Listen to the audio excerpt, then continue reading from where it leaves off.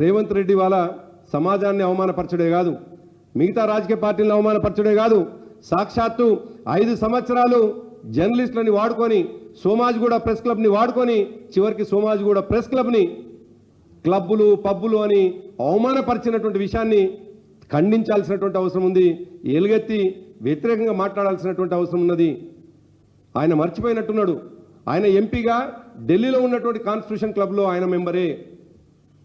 అదేవిధంగా మొన్నటిదాకా అనేక రకాల అక్రమాలు చేసి పత్రికలకు ఎక్కినటువంటి కొంతమంది వ్యక్తుల్లో జూబ్లీస్ క్లబ్ పేరు కూడా ఉన్నది. కొంతమంది అక్రమాలు చేసినారని దాని అధ్యక్షుడు కూడా ఈయన రేవంత్ రెడ్డి ఉన్నాడు. మరి అవే క్లబ్బులు అనేటువంటివి 10 మంది కలుసుకొని అనేక విషయాలు మాట్లాడుకునేటువంటి అవకాశం ఉన్నటువంటి క్లబ్బులని చివరికి పబ్బుల్లాగా మాట్లాడడం అనేటువంటిది దుర్మార్గం. కాబట్టి ఒక జర్నలిస్ట్గా, గతంలో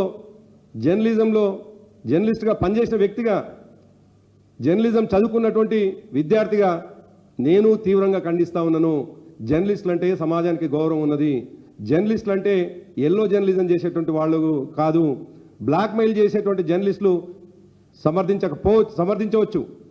ఇవాళ బ్లాక్మెయిల్ చేసేటువంటి జర్నలిస్టులు తిరుగుబాటు చేయకపోవచ్చు, కానీ నికార్స్గా ప్రజల కోసం కొట్లాడుతున్నటువంటి జర్నలిస్టులు ఎవరైతే ఉన్నారో సోమాజిగూడ ప్రెస్ క్లబ్ని అవమానించినటువంటి రేవంత్ రెడ్డి కామెంట్స్ని తీవ్రంగా ఖండించాలి.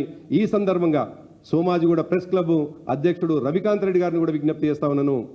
అదేవిధంగా ఆయన పక్కనే ఉన్నటువంటి, నేను జర్నలిస్టులు అని చెప్పుకున్నటువంటి, నేను గతంలో 60 నేను జర్నలిజం చేసినని చెప్పినటువంటి కేశవరావు గారిని కూడా విజ్ఞప్తి చేస్తా ఉన్నాను.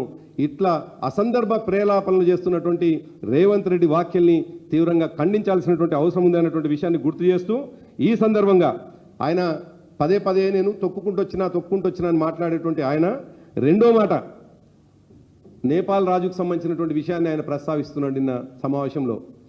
సరిగ్గా ఏ నేపాల్ రాజు యొక్క సామెతనో లేకపోతే కథనో ఆయన ప్రపంచం చెప్పే ప్రయత్నం చేసిండు. కుటుంబ సభ్యులందరినీ చంపేసి చివరికి ఆయన రాజు నియంతగా మారిండని చెప్పిండో, సరిగ్గా రేవంత్ రెడ్డి మాటల్లోనే కాంగ్రెస్ పార్టీ నాయకులందరినీ తొక్కుకుంటూ వచ్చి వాళ్ళని రాజకీయంగా చంపేసి చివరికి ముఖ్యమంత్రి అయినటువంటి నీకు నేపాల్ రాజు యొక్క కథ కరెక్ట్గా సూట్ అవుతుంది తప్ప ఇది టీఆర్ఎస్ పార్టీకి బీఆర్ఎస్ పార్టీ నాయకులకు కాదు అనేటువంటి విషయాన్ని ఈ సందర్భంగా గుర్తు చేస్తూ, ఈ ప్రెస్ మీట్ ద్వారానైనా ప్రపంచానికి తెలిసినటువంటి ఈ విషయాన్ని ఎందుకు మరి కొంతమంది మిత్రులు ఏదైనా చిన్న సంఘటన జరిగితే ఎగిరి గంతేసేవాళ్ళు ఎందుకు నిన్న సాయంకాలం నుండి ఈ రోజు వరకు, నిజానికి రాజకీయ పార్టీగా మేము స్పందించాల్సినటువంటి బాధ్యత ఉంది, తప్పకుండా స్పందిస్తాం. కానీ ఎవరైతే బాధ్యత కలిగినటువంటి వాళ్ళు ఉన్నారో, ఎవరైతే హక్కుగా మాట్లాడాల్సినటువంటి ఉన్నారో, ఎవరైతే ప్రజాస్వామ్యం మీద గౌరవంగా ఉండి తమ హక్కుల కోసం నిరంతరం పోరాటం చేస్తున్నటువంటి వాళ్ళు ఉన్నారో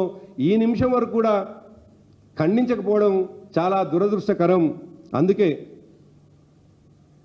ప్రపంచానికి విషయాలు చెప్పేటువంటి 4th ఎస్టేట్ అయినటువంటి మీడియాని అవమానపరుస్తున్నటువంటి రేవంత్ రెడ్డి చర్యల్ని తీవ్రంగా ఖండించాలి. ఇకనైనా రేవంత్ రెడ్డి తన వైఖరిని మార్చుకొని ఇష్టం వచ్చినట్టుగా ఒక రాజకీయ పార్టీని తిట్టినట్టుగా సమాజంలో ఎవరినైనా తిట్టొచ్చు అనేటువంటి ఒక హక్కుగా తిట్లని నేర్చుకోవడం అనేటువంటిది దుర్మార్గం. అందరం కూడా దాన్ని ఖండించాల్సినటువంటి అవసరం ఉంది అనేటువంటి విషయాన్ని గుర్తు చేస్తూ థ్యాంక్ యూ.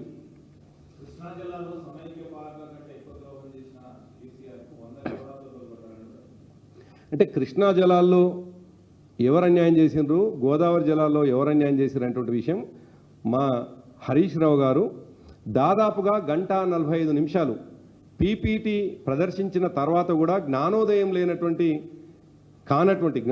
కానటువంటి రేవంత్ రెడ్డి, ఉత్తమ్ కుమార్ రెడ్డి, నిజానికి ఇంకా వాళ్ళని అజ్ఞానులన్నా ఇంకా అంతకంటే మరొకటి అనాలన్నా తెలియదు. అసలు మేము అడుగుతున్నటువంటి హక్కు ఎంత, వాళ్ళు ఒప్పుకున్నటువంటి హక్కు ఎంతో అక్షరాలతో సహా పేపర్లతో సహా బయట పెట్టిండు హరీష్ రావు గారు. ఇంకా దాంట్లో అజ్ఞానంతో ప్రజల్ని తప్పుదోవ పట్టించాలని ప్రయత్నం చేస్తే 1000 కొరడాలు కాదు, తప్పకుండా 1,00,000 కొరడా దెబ్బలు రేవంత్ రెడ్డికి ప్రజల నుంచి వెళ్ళి సమాధానంగా వస్తాయి.